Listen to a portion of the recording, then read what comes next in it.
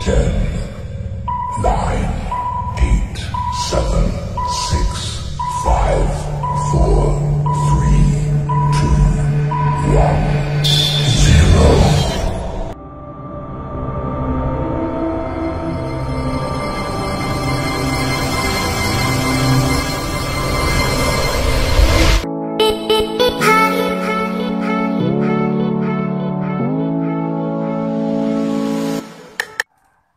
Assalamualaikum warahmatullahi wabarakatuh. Semangat pagi. Apa kabar semuanya?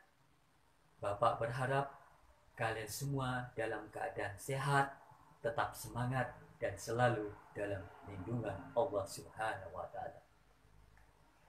Di masa pandemi ini, mari kita sama-sama menjaga atau mematuhi protokol kesehatan dengan memakai masker, sanitizer, dan face shield. Dan jangan lupa ketika kita sedang keluar, datang ke rumah untuk segera mencuci tangan. Baik, pada hari ini materi sains yang akan Bapak sampaikan yaitu perkembangbiakan tumbuhan secara generatif. Salah satu ciri makhluk hidup adalah berkembang biak. Manusia, hewan, dan tumbuhan juga dapat berkembang biak. Lalu, apa tujuan makhluk hidup berkembang biak? Makhluk hidup berkembang biak tujuannya adalah untuk melestarikan keturunannya agar tidak punah. Perkembangbiakan tumbuhan berdasarkan ada atau tidaknya keterlibatan sel kelamin jantan dan sel kelamin betina.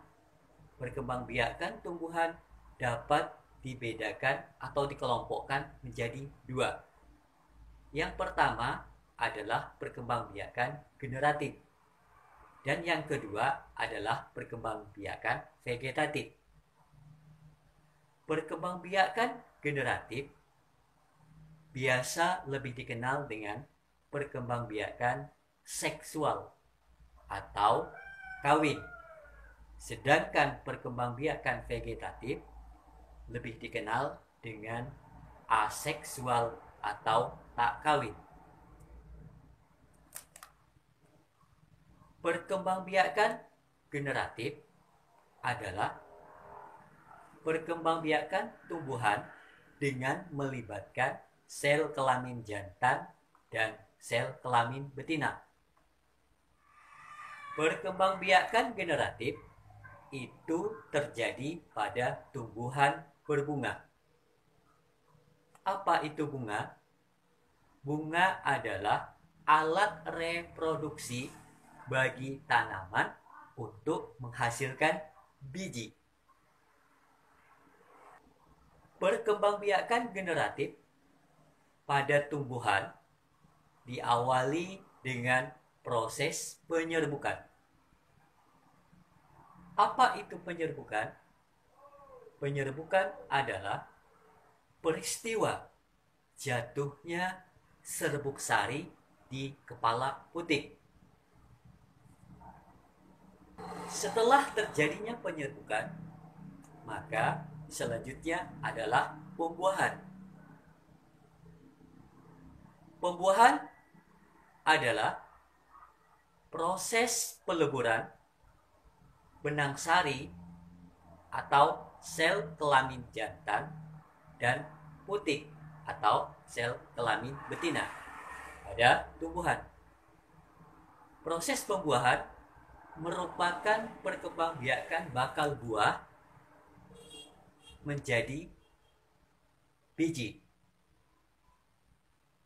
Untuk lebih jelasnya mengenai perkembangbiakan generatif, mari kita sama-sama simak gambar berikut tentang bagian-bagian bunga. Bagian yang pertama adalah tangkai. Tangkai merupakan bagian yang berada pada bagian bawah bunga, berfungsi sebagai penopang bunga dan penyambung antara bunga dengan batang atau ranting. Yang kedua adalah kelopak. Bentuk dan warnanya menyerupai daun, berfungsi untuk melindungi mahkota bunga ketika masih kuncup. Yang ketiga adalah mahkota. Mahkota biasa disebut juga sebagai perhiasan bunga.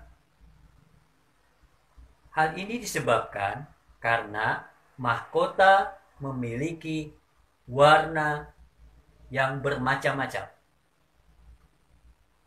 Mahkota bunga berfungsi untuk menarik perhatian serangga sehingga bisa membantu proses penyerbukan. Yang keempat adalah putik. Putik berfungsi sebagai alat kelamin betina. Putik berada di tengah bunga dan dikelilingi oleh benang sari. Putik terdiri dari kepala putik dan tangkai putik. Pada bagian dasarnya terdapat bagian yang akan menjadi buah dan biji. Penyerbukan akan terjadi bila serbuk sari menempel di kepala putik. Yang kelima adalah benang sari.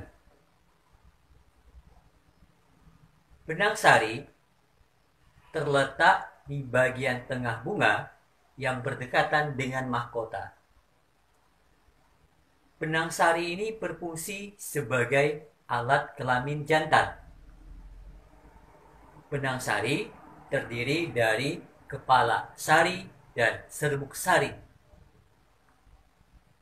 Serbuk sari yang terdapat pada kepala sari memiliki sifat ringan dan mudah terbang, tertiup angin, dan juga dapat menempel pada kaki, tubuh, dan kepala serangga. Yang keenam adalah bakal biji. Bakal biji dalam bahasa Latin biasa disebut ovum. Ovum adalah tempat terjadinya proses pembentukan biji yang nantinya akan menghasilkan biji yang matang. Ovum ini sangat berguna dalam proses perkembangan atau pelestarian tanaman agar tetap ada pada generasi berikutnya.